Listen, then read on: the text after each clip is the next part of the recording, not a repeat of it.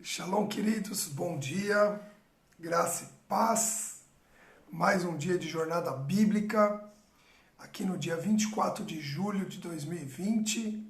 Vamos poder continuar o propósito aqui de buscarmos a Deus. Daniele já entrou aqui, pastora Lilian já está aqui conosco, Ana, Valéria, Rosiane, Ayrton, Germana. Agora já está entrando muita gente, não consigo mais acompanhar. Maria Elisa, Lica, amém, bom dia a todos que estão entrando, Ana Alonso, Deus abençoe cada um de vocês, doutora Nazaré já entrou aqui também, Daiane, que bom, Roseli, Lucélia, todos os que estão firmes nesse propósito de estudarmos, de aprendermos, de buscarmos a presença, o ensino, a revelação que vem diretamente da palavra de Deus. Amém? Muito bom dia a todos. A Moni entrou aqui, o Fernando,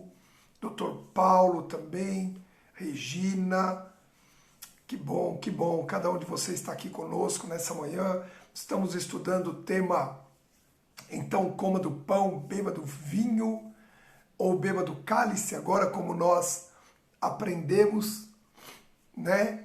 E tenho certeza que Deus vai falar muito aos nossos corações. Isabelle, Maria Cecília, que já entrou também, Raquel.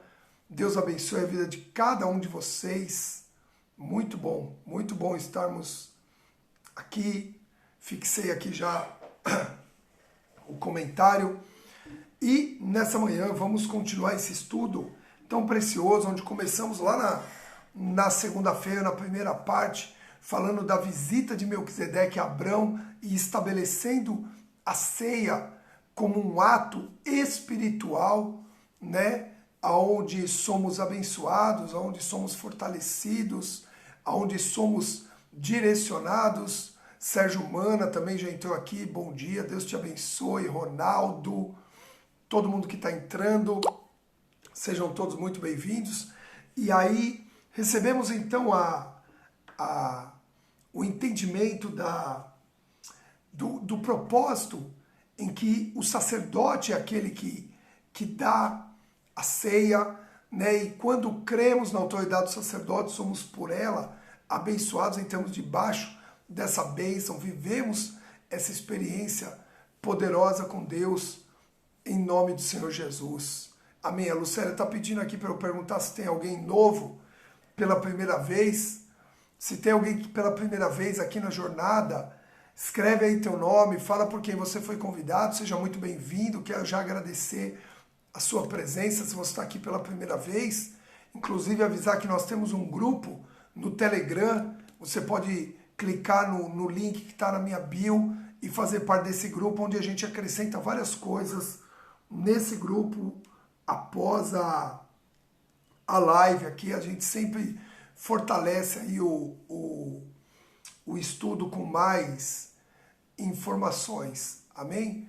Amém? Obrigado pelas palavras, todos já liberaram aqui, recebo cada palavra, cada bênção sobre a minha vida e sobre a minha família, em nome de Jesus, amém? E aí falamos a respeito dos elementos da ceia na última live, na quarta-feira, né?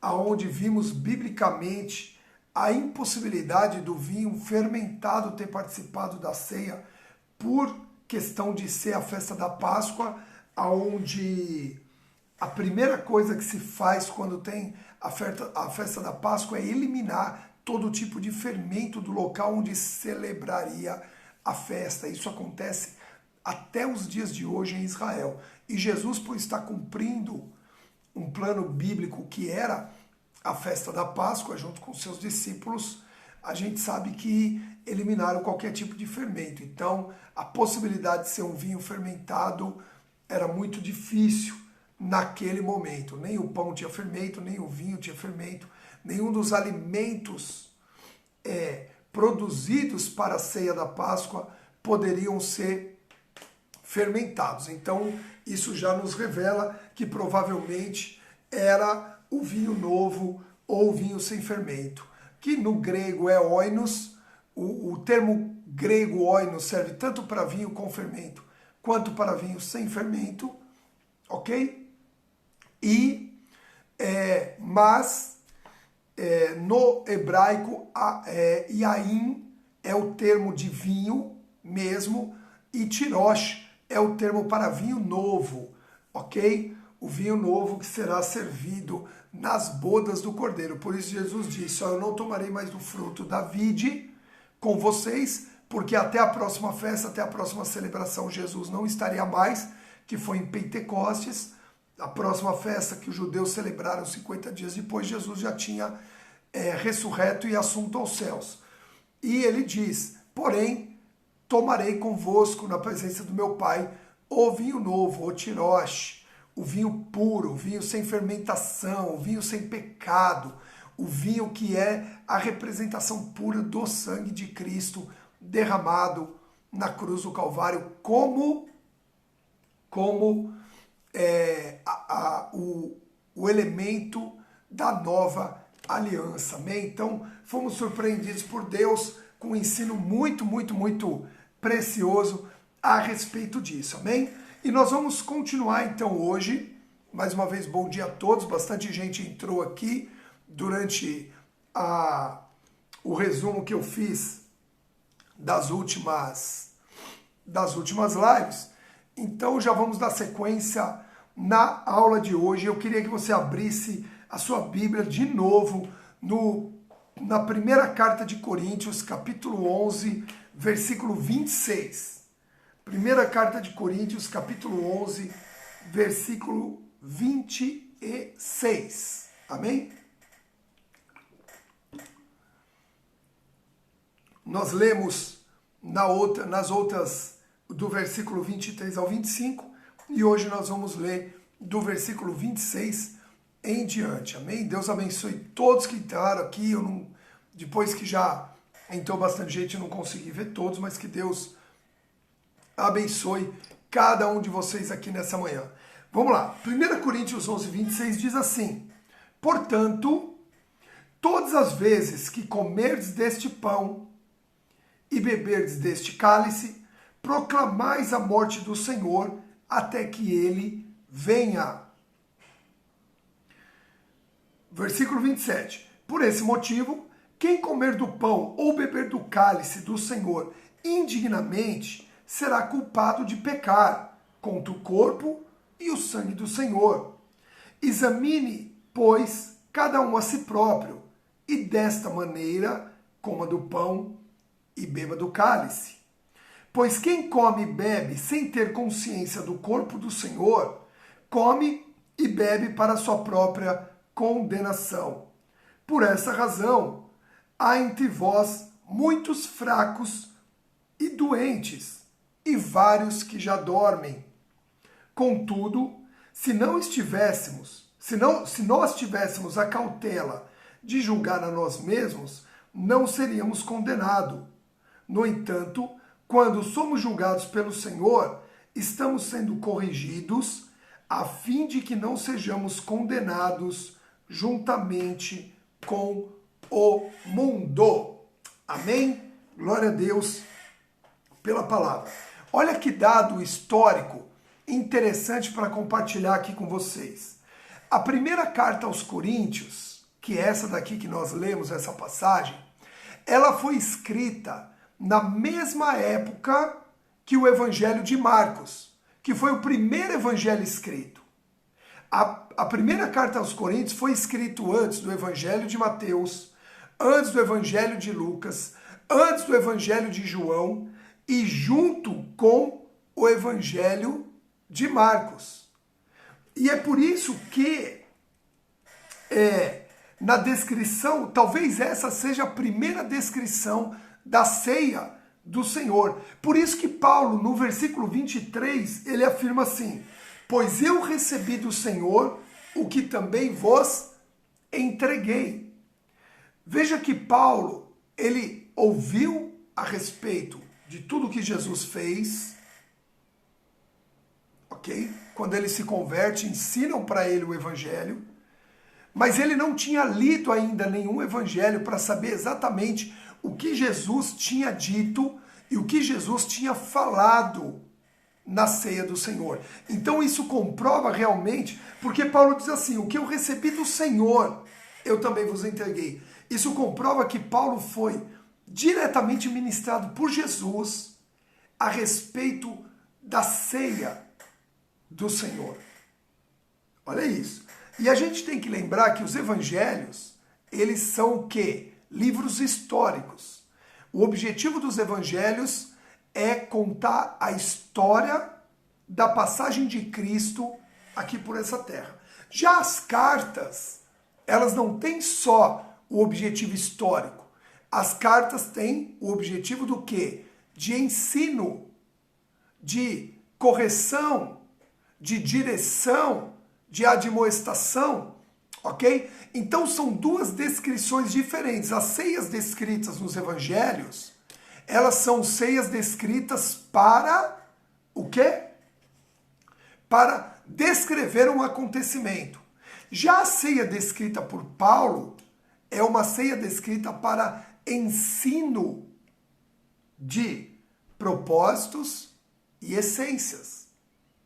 Amém? Ela já tem um objetivo de trazer o quê? O conceito, a doutrina daquilo que deveria ser e como deveria ser realizado.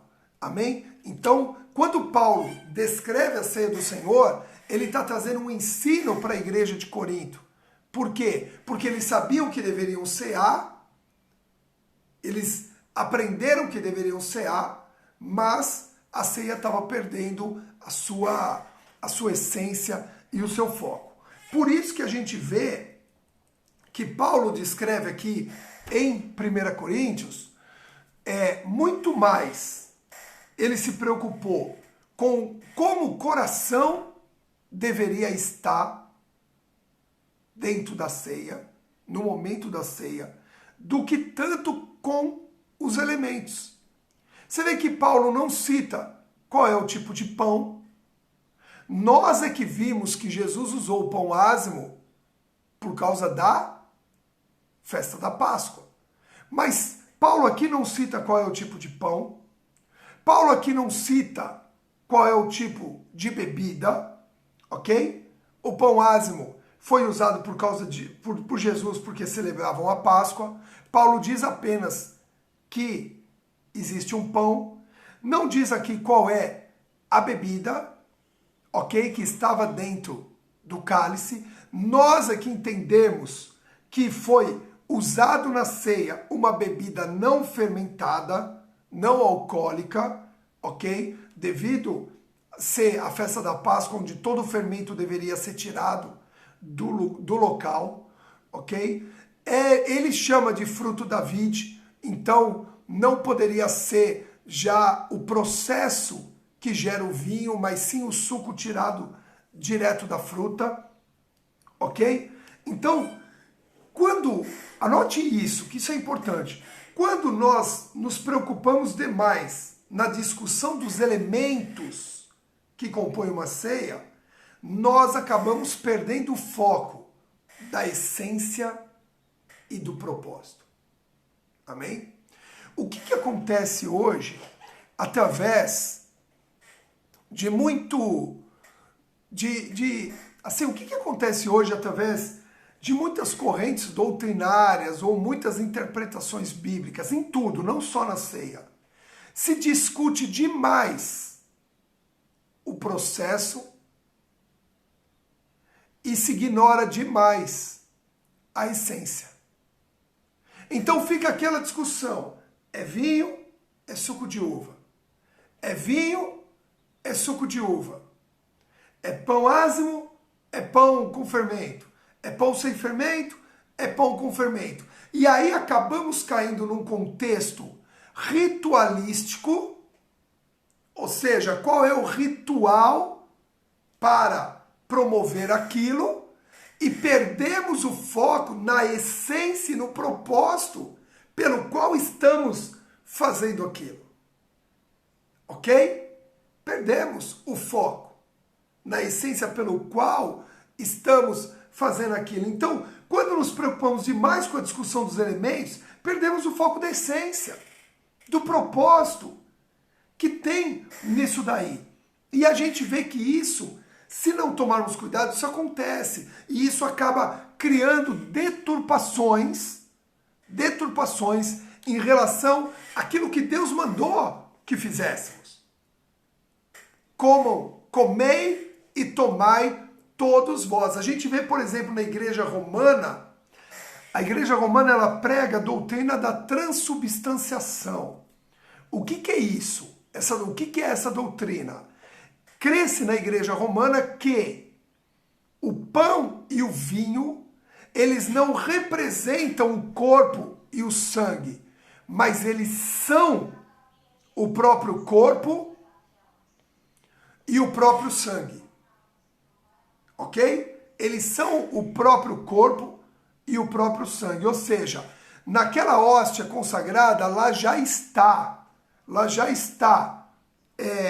inserido o corpo, o sangue, a pessoa e a divindade de Cristo. Ou seja, há uma transubstanciação. Aqueles elementos se tornam a substância exata do que era Cristo e do que era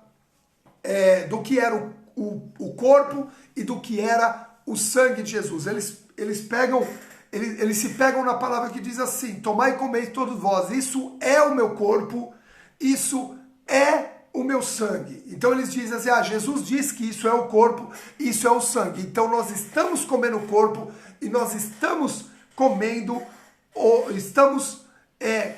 ou tomando verdadeiramente do sangue. Mas isso é um engano.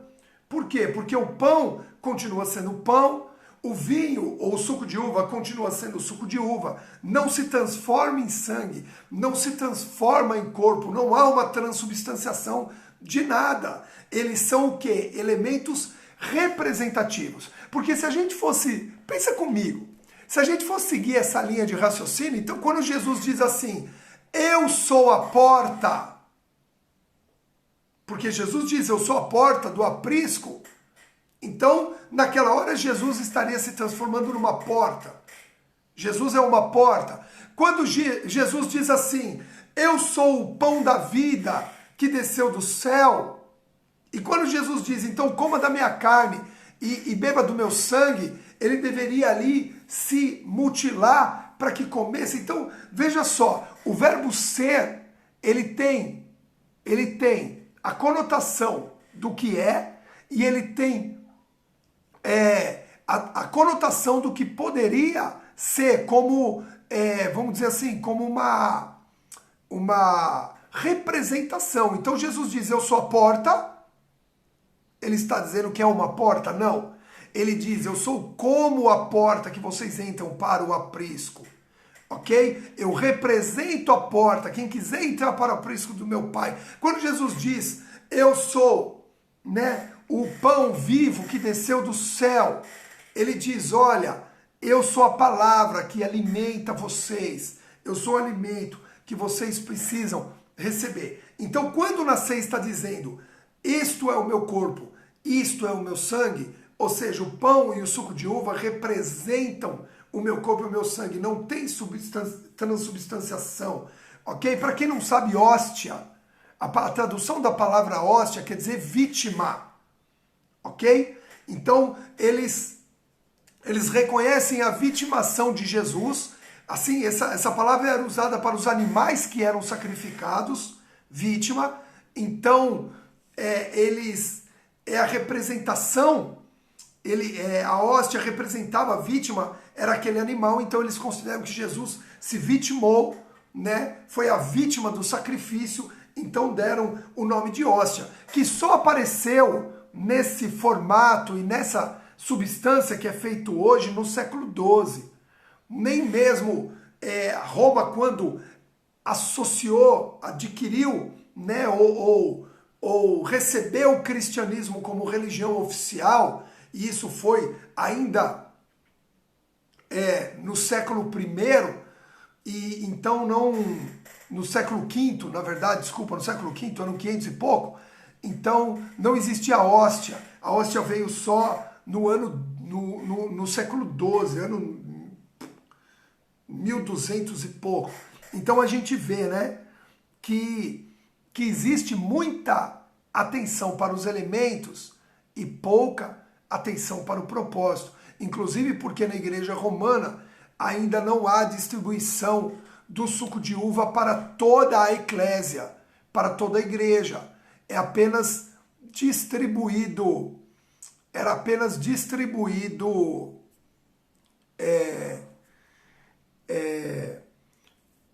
a hóstia. O vinho não. O vinho não era distribuído. A Márcia está escrevendo aqui que ela sempre quis comer a hóstia. Fez catequese só para poder comer quando era pequena. Você vê, Márcia, você tinha o direito de comer a hóstia, mas você não podia tomar o vinho. O pedaço de pão facilita. Não, na verdade existe uma consagração sobre a hóstia. Como há essa transubstanciação, ninguém pode fazer a hóstia. A pessoa que faz a hóstia, ela precisava estar consagrada para fazer aquilo. São só algumas pessoas com certos cargos na igreja romana que pode fazer a hóstia. Então, por isso, não pode ser um pão feito por qualquer pessoa. Existem algumas igrejas evangélicas que também seguem esse tipo de rito, né? Aonde não pode ser qualquer pessoa que faça o pão, né? Tem que ser pessoas que se consagraram para fazerem esse pão. Mas, na verdade, o que acontece? O que acontece? As autoridades católicas, as autoridades romanas, elas dizem que, como Cristo já está presente em toda a essência da hóstia, ele já está transubstanciado com o corpo, o sangue, a pessoa e a divindade. Quando você come a hóstia, já está tomando o vinho também. É essa explicação que eles dão. E também existe uma explicação histórica, porque como a igreja passou por muitas pragas, muitas doenças, então o vinho, era difícil a distribuição do vinho na época. E também o vinho não poderia ser derramado, porque diz que profanaríamos ao Senhor caso caísse uma gota de vinho no chão. Ok? Então o que a gente vê? A gente vê assim, muita preocupação com os elementos, e acaba perdendo a essência e o propósito. Quando Jesus diz, tomai e comei todos vós, ele diz que todos devem participar do pão e do suco. Todos devem participar do pão e do suco. Tomai e comei todos vós. Ele não diz, tomai e comei só as autoridades. Tomai e comei só os sacerdotes. Tomai e comei só quem está ministrando. Ok? Todos têm o direito de tomar e comer na simbologia da ceia. A ceia é um ato simbólico que nós vamos entender agora. E agora nós vamos estudar aqui juntos. A essência, porque a ceia tem uma essência e tem alguns propósitos. Então a ceia tem uma essência principal, dita por Jesus, e tem alguns propósitos ensinados pelo apóstolo Paulo. Qual é a essência? E isso você anote, você guarde. Espera aí que nós vamos chegar lá. Nós vamos chegar ainda dentro da essência e dos propósitos, nós vamos ver por que tomamos a ceia uma vez só por mês, quem pode e quem não pode tomar a ceia, ok? Nós vamos ver agora dentro da essência e dos propósitos. Vamos lá. A ceia tem uma essência. A essência da ceia é a lembrança do sacrifício da cruz, morte para ressurreição. Jesus diz, fazei isso em minha memória. Em minha memória. Quando Cristo entrega a ceia, ele dá um único objetivo, uma única essência para todos aqueles que fossem cear futuramente. Ele diz assim, façam isso em minha memória. A essência da ceia é a lembrança, ok? É a lembrança do sacrifício da cruz, morte para ressurreição, ok? E ele diz, fazei isso em minha memória. Em minha memória. Não há outra essência que Cristo deu para celebrarmos a ceia. Ele não disse, olha, quando vocês celebrarem a ceia, vocês vão se santificar. Quando vocês celebrarem a ceia, vocês vão renovar uma aliança comigo. Não, ele não fala de renovo de aliança. Ele diz, esse é o sangue da nova e eterna aliança. Aliança feita hoje e que dura eternamente, porque é de Deus para com os homens. A ceia não é uma aliança dos homens para com Deus, é uma aliança de Deus para com os homens. E renovação é fazer novo aquilo que se tornou velho. Renovação é fazer novo aquilo que se perdeu, ok? Então não estamos renovando nada, a ceia continua, a aliança continua firme, continua estabelecida, ok? Existe uma outra aliança na ceia que nós, se não percebemos, nós desatentos, nós não percebemos. Mas o propósito de Jesus para a ceia, a essência dela é lembrar que Cristo morreu por nós para ressuscitar. A vitória veio na morte dele, levando os pecados na cruz do Calvário, e ele ressuscita.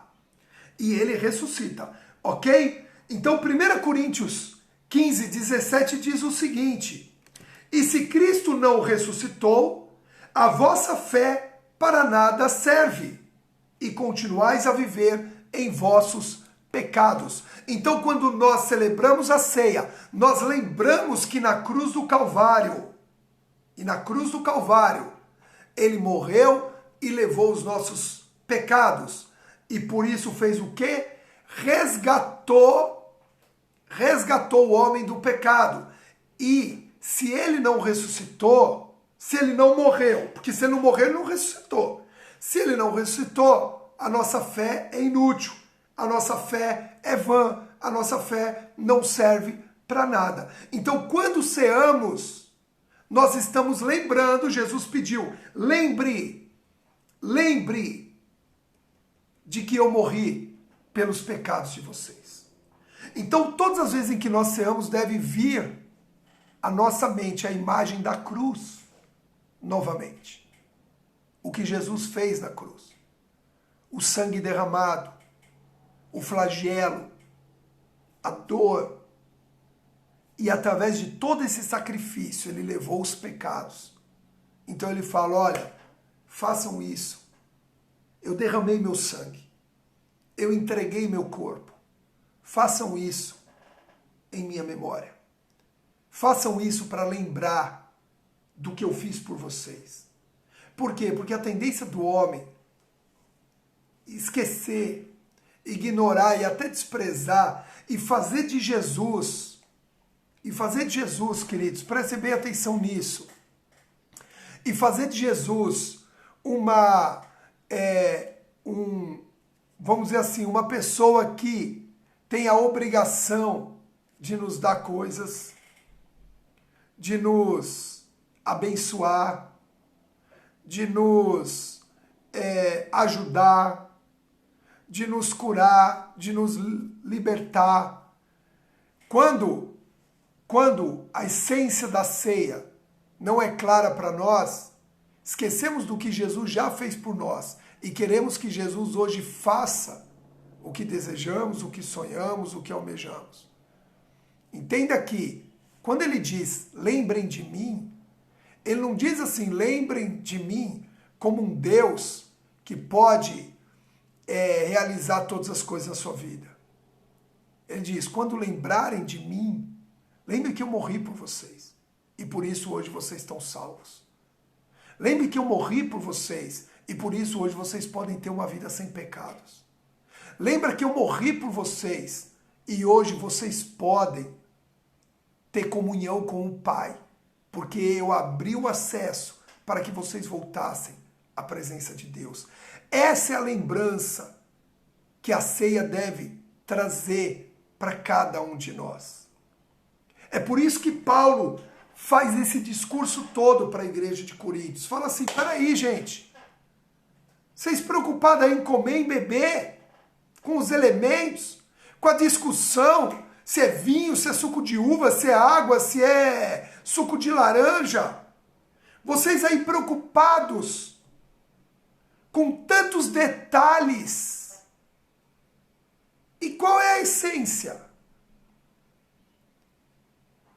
Amém? Ficou claro? Então, a ceia, é lindo isso, queridos. É lindo a gente estar falando sobre isso e estar lembrando disso, para não irmos para a ceia de qualquer jeito.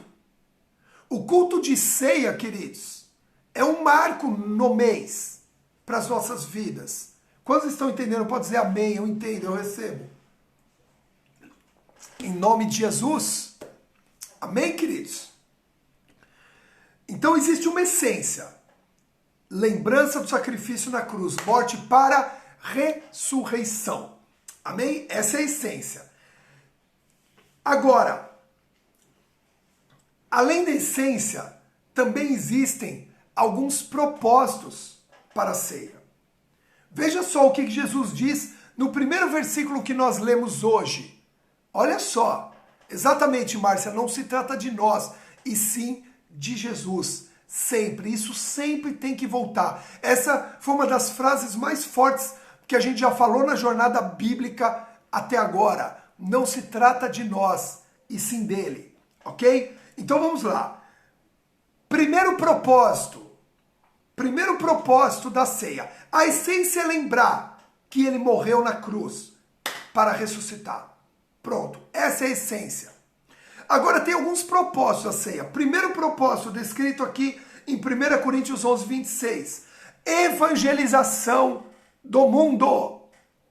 Quando ceamos, o propósito da ceia é que o mundo seja evangelizado. Quem já tinha pensado nisso?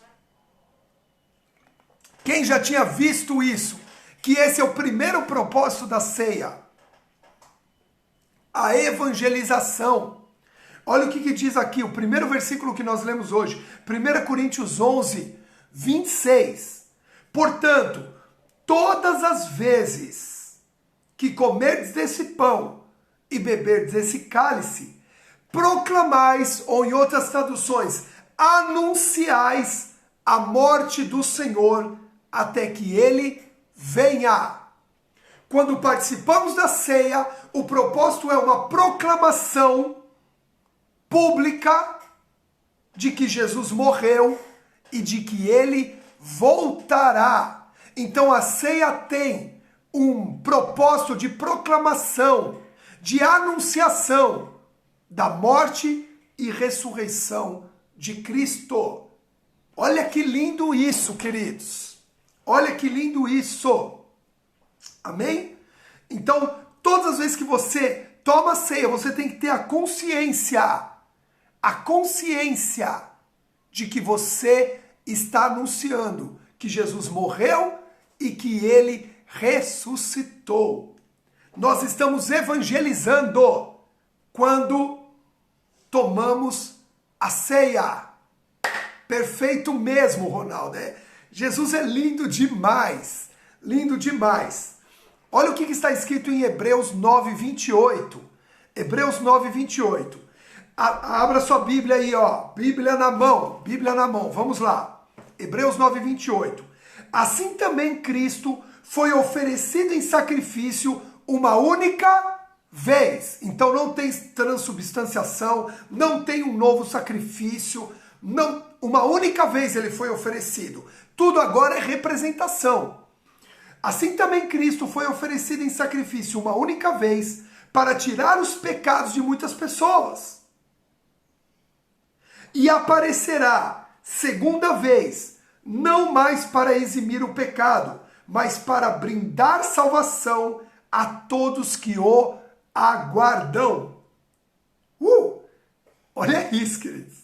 Assim também Cristo foi oferecido uma única vez para tirar os pecados de muitas pessoas. E aparecerá uma segunda vez, não mais para eximir o pecado, mas para brindar a salvação a todos que o aguardam. Então fazei isso em memória de mim, porque todas as vezes em que comerdes e todas as vezes em que beberdes, anunciais, proclamais a morte do Senhor, até que ele venha. Então proclamamos que Jesus fez o sacrifício uma única vez, não tem mais nenhuma vez, o sacrifício foi eficaz, foi único, e isso o que gera?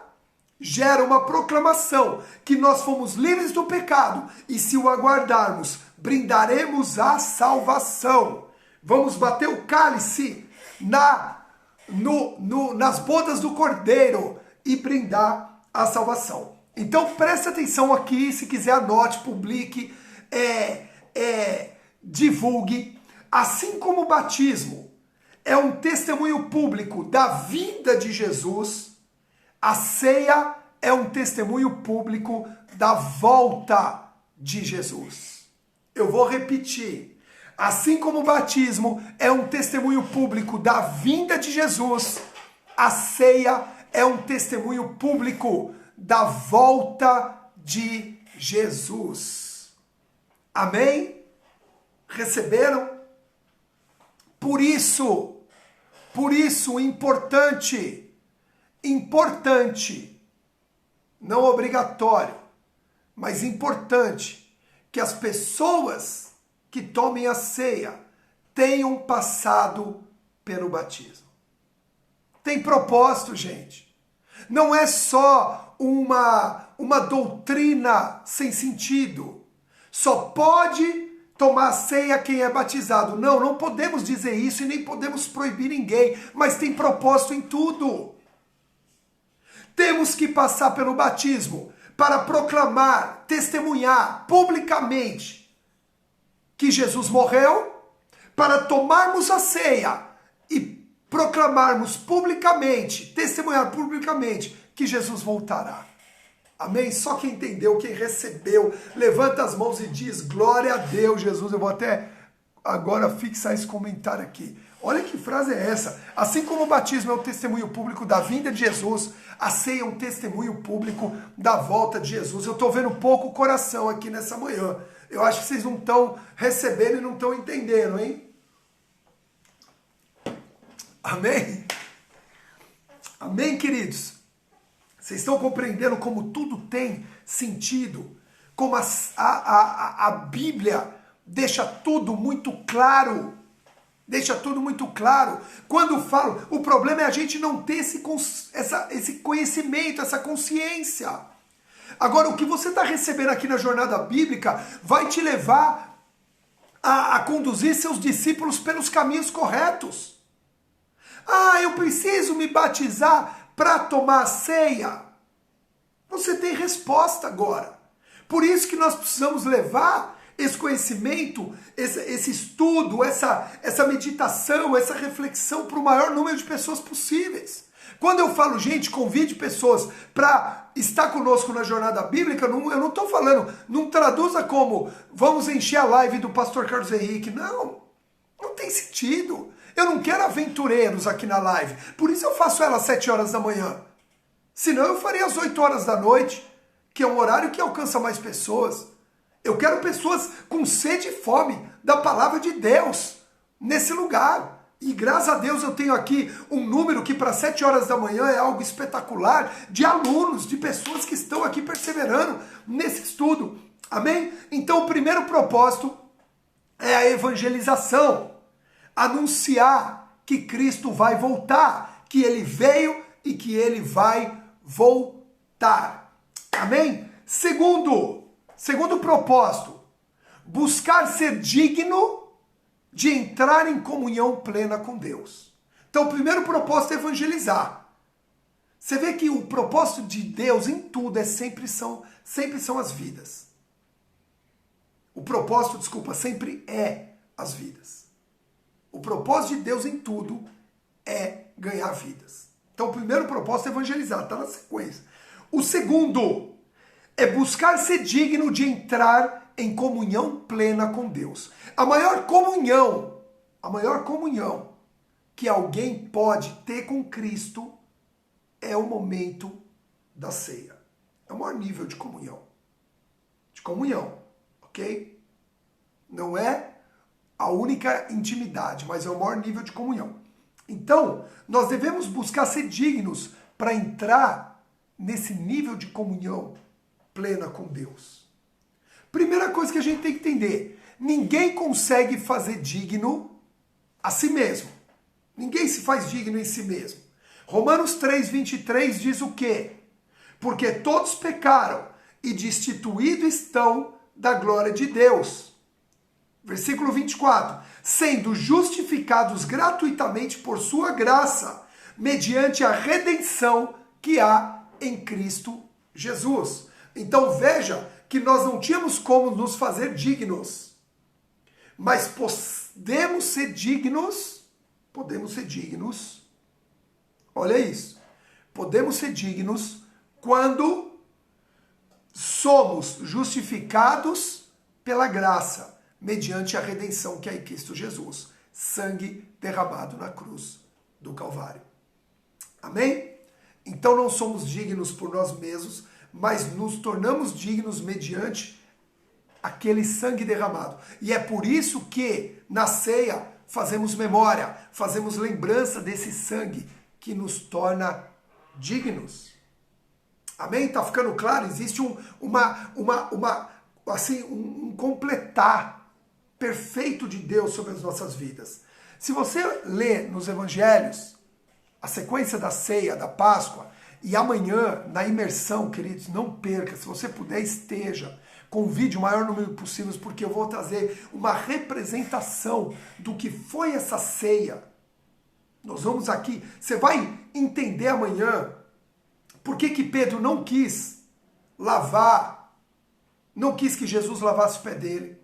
Você vai entender amanhã que lugar cada um estava sentado na mesa com Jesus. Por que várias coisas aconteceram. Amanhã vai ser algo muito, muito espetacular, queridos. Amanhã muitas respostas chegarão para nós, ok? Mas presta atenção numa coisa aqui, que se você ler, você vai ver. Judas, ele é retirado antes do partir do pão e da comunhão do cálice.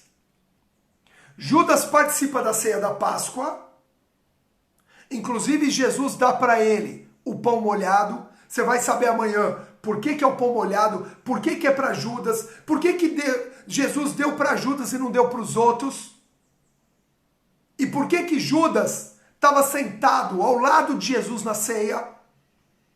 Se você pegar a ilustração de Da Vinci da ceia, ela é uma ilustração completamente errada. Não tem nada de Bíblia naquela ilustração de Da Vinci da ceia. Tem Jesus assim no meio. Jesus não sentava no meio da mesa. Não, pastor, não. E você vai saber amanhã por quê. Mas vai ter que estar na imersão. Ok? Agora vamos lá. Então só explicando aqui no digno. Judas é retirado antes do partir do pão e da comunhão do cálice. Por quê?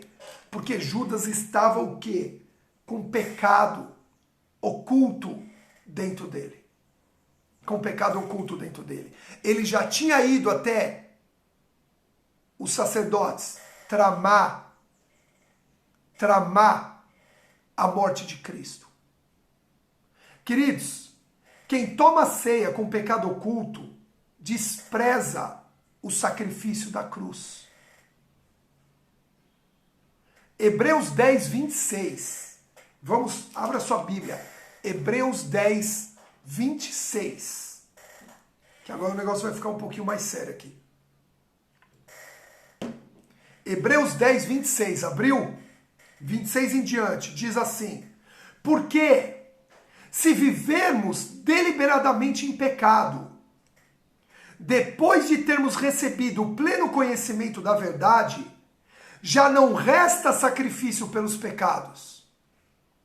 Se vivemos deliberadamente no pecado, se sabemos que estamos pecando e continuamos fazendo isso, depois de termos recebido pleno conhecimento da verdade, já não nos resta sacrifício pelos pecados.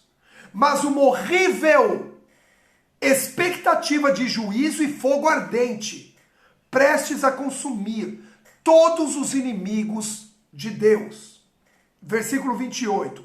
Ora, se aqueles que rejeitaram a lei de Moisés morrem sem misericórdia, mediante a palavra de acusação de 2 ou 3 testemunhas, julgai vós quanto maior castigo merecerá quem feriu os pés do Filho de Deus, profanou o sangue da aliança, pelo qual ele foi santificado, e insultou o Espírito da graça. Olha isso, queridos. Essa palavra está dizendo aqui, não podemos entrar em comunhão com Deus de forma indigna. Pois aquele que vive deliberadamente, depois de já ter recebido o conhecimento da verdade, despreza o sacrifício da cruz, ok? E já não resta sacrifício. Já não resta, porque ele entendeu que Jesus morreu pelo pecado, mas ele continua vivendo pelo pecado. Qual é o pecado deliberado? O pecado deliberado que a Bíblia diz aqui é aquele que sabe que é pecado e continua fazendo, não se arrepende, ou é aquele que esconde um pecado. Porque o pecado oculto, escondido, ele é deliberado, ele sabe que está errado e continua praticando aquilo. Então veja que Judas é retirado antes de Jesus proclamar a ceia do Senhor. Por quê? Porque ele tem oportunidade de se arrepender, ele tem oportunidade, ele é indicado como traidor. Jesus diz para ele como ele vai trair, e aí diz que ele sai rapidamente. Aí Jesus toma o pão e toma o cálice. Ok? Então, queridos, isso deixa claro, a partir de uma história, uma experiência histórica, de que nós não podemos entrar na ceia do Senhor de qualquer forma. Não podemos simplesmente ir comer o pão e beber o suquinho de uva. Eu vou comer o pão e beber o suquinho de uva para me santificar.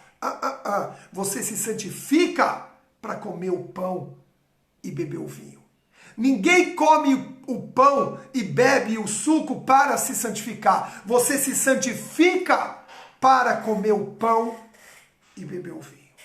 Você se santifica para ter comunhão com Deus. Você não tem comunhão com Deus para se santificar. Você se arrepende para entrar na presença de Deus. Você não entra na presença de Deus para se arrepender. Ok? Tá claro isso? Amém? Aí você vai falar, pastor, então, mas como é que eu faço? Então, Paulo dá a sequência num novo propósito. Ele diz assim, busque um autoexame. Examine-se, pois, o homem a si mesmo. Ele diz, examine-se o homem a si e não examine-se o seu próximo. Ok? Essa palavra diz, deixa claro que se você quer examinar alguém, examine você mesmo. Não examine o próximo. Ok? Então, examine-se, pois, o homem a si mesmo. E então coma do pão e beba do cálice. Quando há um autoexame, há uma liberação para comer do pão e beber do cálice. Esse autoexame fala do quê? De arrependimento. Presta atenção em algo que eu vou falar aqui que tem que ficar muito claro. Quando você se examina, ninguém mais pode dizer se você está apto ou não a comer e beber. Só você mesmo. Anota isso. Anota porque isso é para a posteridade.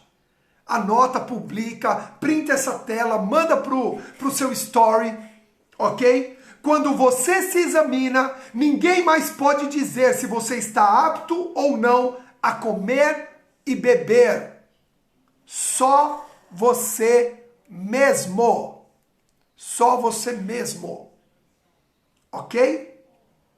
Só você mesmo. E isso tem que ficar bem claro. Ninguém pode dizer o que você pode ou não pode fazer. Se você se examinou, só você mesmo. Por isso esse autoexame, ele é necessário.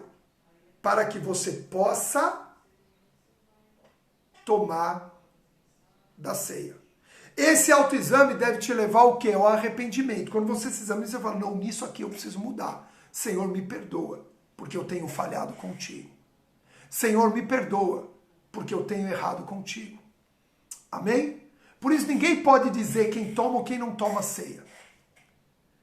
Nós podemos entender que a partir do batismo, você publicou a morte, agora você publica na ceia a volta de Cristo. Ok? Tudo bem, mas ninguém pode dizer nada ao seu respeito, porque é um autoexame. Não é um exame coletivo. Não é um exame. Aqui está falando, examine-se, pois, o homem a si mesmo. Então é um autoexame, ok? Por isso tomamos a ceia uma vez por mês, para periodicamente fazermos esse autoexame. Aí você pode me perguntar, bom, pastor, por que eu não tomo então a ceia uma vez por ano? E já proclamei, né? Eu posso tomar a ceia uma vez por ano e eu fiz esse... E eu anunciei a morte do Senhor e eu lembrei da morte de Jesus. Veja que o autoexame ele precisa ser constante. Por quê? Porque senão, imagina, todos nós estamos sujeitos a falhar, a pecar, a errar. Então você faz lá no primeiro dia do ano, você toma a ceia para o ano inteiro, você está correndo o risco de, durante esse período, se desviar do propósito de vida com Cristo. Todos nós estamos sujeitos e é necessário que a gente constantemente esteja fazendo essa autoanálise. Aí você pode dizer, então eu devo tomar a ceia todo dia para me examinar todo dia? Você corre um outro risco de banalizar a ceia. Todo dia você vai lá e come do pão e bebe do vinho e aí você começa o quê? A banalizar aquele propósito. A Bíblia, ela não dá a medida. A medida de um mês não é bíblica, mas ela é coerente para ativar a tua memória e o teu autoexame. Então por isso que ficou instituído e isso vai. Não tem Bíblia. Não, na católica eles tomam todo dia. Todo dia que você for na missa tem Eucaristia. Todo dia que você vai na missa tem Eucaristia. Faz parte da liturgia ter a Eucaristia. Todo dia que você vai numa missa. Ok? Amém? Então veja só. Se você tomar uma vez só no ano, ou deixar muito tempo para tomar a ceia, você corre o risco de parar de se examinar. Se você tomar todo dia, você também corre o risco de parar de se examinar. E aquilo passa a ser o quê? Uma prática normal e não mais um momento espiritual que te leve à consciência e ao autoexame. E é por isso que nós estabelecemos uma vez por mês. Não é bíblico, volto a dizer, Jesus não disse o período que se tomaria a ceia, mas fica coerente para o autoexame. Agora, esse autoexame na ceia, você deve depois levar para o seu dia a dia, no secreto. Ok? No secreto. Aí sim você passa a se examinar e se arrepender constantemente. Amém? Então, o propósito da ceia também é buscar o autoexame para ser digno de entrar nessa comunhão plena com Deus. Agora, também tem um outro propósito, que é o propósito da aliança com o corpo de Cristo. Queridos, deixa eu falar uma coisa para vocês. Segundo o que está descrito aqui, você não renova uma aliança com o Senhor. Você renova uma aliança com o corpo de Cristo. É com o corpo de Cristo que você renova a aliança. Entenda uma coisa, não tomamos a ceia apenas para nós mesmos, mas para selar nossa unidade com a igreja, com o corpo. Amém? Quando não selamos essa unidade com o corpo, Paulo diz, é por isso que muitos entre vocês se encontram fracos espiritualmente e outros até dormem no nosso meio. Aqueles que dormem é como se estivessem mortos espiritualmente. Aqui é um eufemismo, a palavra dormir, como em muitas partes da Bíblia diz, ó, aqueles já dormiram e aguardam no Senhor, ó, já morreram. Então aqui o termo dormir é no sentido de que já estão praticamente mortos espiritualmente. Estão lá na igreja, mas não vivem mais como igreja. Estão no meio do corpo, mas não vivem no meio do corpo. Entenda uma coisa, quando ceiamos, assumimos publicamente uma responsabilidade sobre os nossos irmãos, de sermos um com ele. De sermos um com ele. Amém? Abre aí rapidinho, porque nós só temos mais 4 minutos. Gálatas 6, versículo 1. Gálatas 6, versículo 1. Diz assim: irmãos, se alguém for surpreendido em algum pecado, vós que sois espirituais, deveis restaurar essa pessoa com espírito de humildade. Todavia, cuide de ti mesmo, para que não sejas igualmente tentado. Levai as cargas uns dos outros, e assim estareis cumprindo a lei de Cristo. Se alguém se considera importante não sendo nada, engana a si mesmo. Mas cada indivíduo avalie sua própria atitude, e então saberá como orgulhar-se de si mesmo, sem viver se comparando com outras pessoas. Portanto, cada um deve levar seu próprio fardo. Amém? Ou seja, examine-se, pois, o homem a si mesmo, então coma do pão e beba do cálice. Vós que sois espirituais, restaura o próximo dando o exemplo. Dando o exemplo de se arrepender e de de ter vida com o corpo. Veja uma coisa bem interessante. Primeiro, Paulo diz aqui, olha, aquele que toma indignamente se torna, diz aqui, ó, aquele que toma indignamente é culpado de pecar contra o corpo e o sangue do Senhor. Então aí está falando do sacrifício de Jesus. Mas depois ele diz aqui, olha, pois no 29, pois quem come e bebe sem ter consciência do corpo do Senhor, da igreja, porque aí já não fala do corpo e do sangue, fala só do corpo do Senhor, né? Come e bebe para si mesmo condenação. Então, primeiro, Paulo diz a respeito do corpo e do sangue, então está falando de Jesus, e aí depois ele diz a respeito do corpo. Aí ele está falando da igreja. E ele diz, é por isso que muitos entre vós se encontram fracos. Porque o corpo está sem unidade. Cada um come num horário, um toma, não espera pelo outro, porque lá estava uma bagunça. Não tinha uma ceia em unidade. Queridos, precisamos ter ceia em unidade. Deixa eu contar algo que é particular meu aqui. Não sei quantos já viram, mas todas as vezes na ceia do Senhor, quando eu vou comer o pão e tomar o cálice, eu troco com a minha esposa. E nós falamos assim, eu tenho uma aliança contigo. Ali nós renovamos uma aliança nossa em unidade com Cristo. Todas as vezes. E já teve muitas vezes em que nós saímos do nosso lugar e procuramos outras pessoas e trocamos com ela. Teve até uma experiência maravilhosa, que foi logo após a morte da pastora Maísa, em que na primeira ceia que o pastor Valmir tomou sozinho, ali não junto com a esposa, todos os 12 foram até ele e trocaram a ceia com ele. Num propósito, olha, a ceia fala da unidade do corpo, da renovação da aliança da igreja. Amém? E isso precisa estar muito claro entre nós. Eu e a pastora fazemos isso porque Deus nos deu isso. A gente nunca viu, mas nós fazemos isso toda a ceia. Amém? Por quê? Porque relacionamentos se desgastam.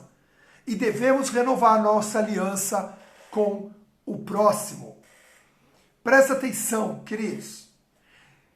Se queremos ser influentes no Evangelho, anote isso que eu tenho mais 10 segundos. Se queremos ser influentes no Evangelho, devemos nos converter constantemente através do arrependimento. Beijo no coração.